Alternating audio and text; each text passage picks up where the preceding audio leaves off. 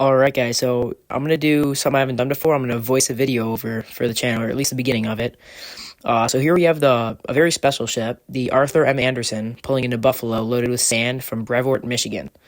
I was honestly surprised that she came in off the lake with the winds. They were gusting close to 30 miles an hour, but it didn't seem to faze the captain.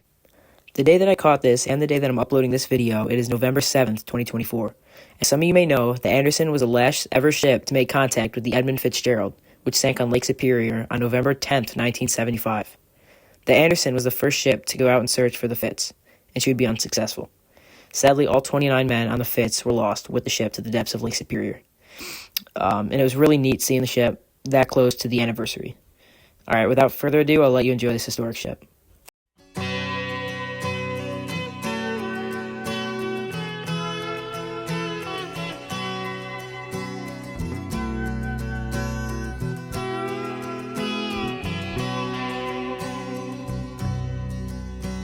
The legend lives on from the Chippewa on down of the big lake they call Gitchagumi. The lake, it is said, never gives up her dead when the skies of November turn gloomy. With a load of iron ore, 26,000 tons more than the Edmund Fitzgerald weighed empty.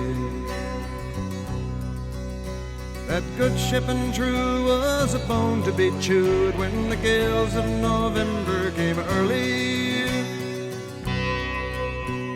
The ship was the pride of the American side, coming back from some mill in Wisconsin.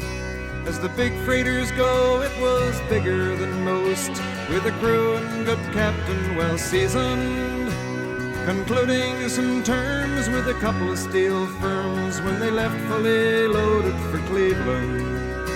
Then later that night when the ship's bell rang, could it be the north wind they'd been feeling?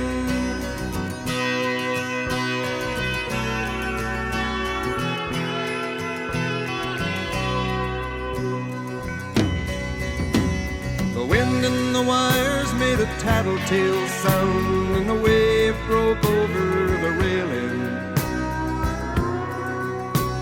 And every man knew, as the captain did too, 'twas the witch of November come stealing. The dawn came late and the breakfast had to wait when the gales of November came slashing. When afternoon came, it was freezing rain in the face of a hurricane west wind.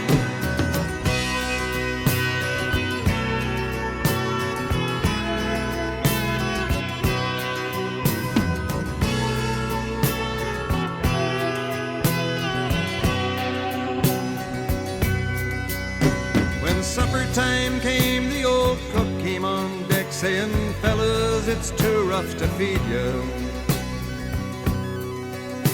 At 7 p.m. a main hatchway gave in. He said, "Fellas, it's been good to know ya."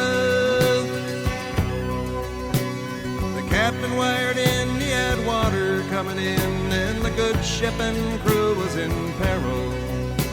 And later that night when his lights went out of sight, came the wreck of the Edmund Fitzgerald.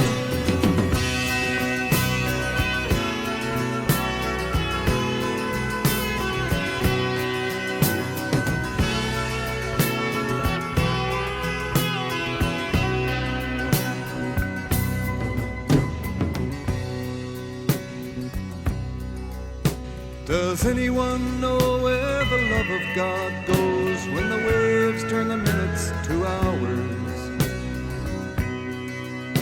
The searchers all say they'd have made Whitefish Bay if they'd put 15 more miles behind her. They might have split up or they might have capsized. They may have broke deep and took water. And all that remains is the faces and the names of the wives and the sons and the daughters.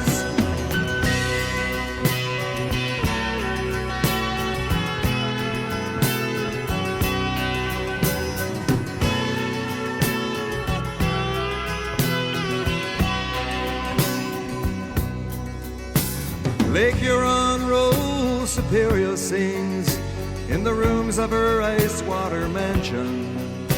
Old Michigan steams like a young man's dreams. The islands and bays are for sportsmen. And farther below, Lake Ontario takes in what Lake Erie can send her. The iron boats go, as the mariners all know, with the gales of November remembered.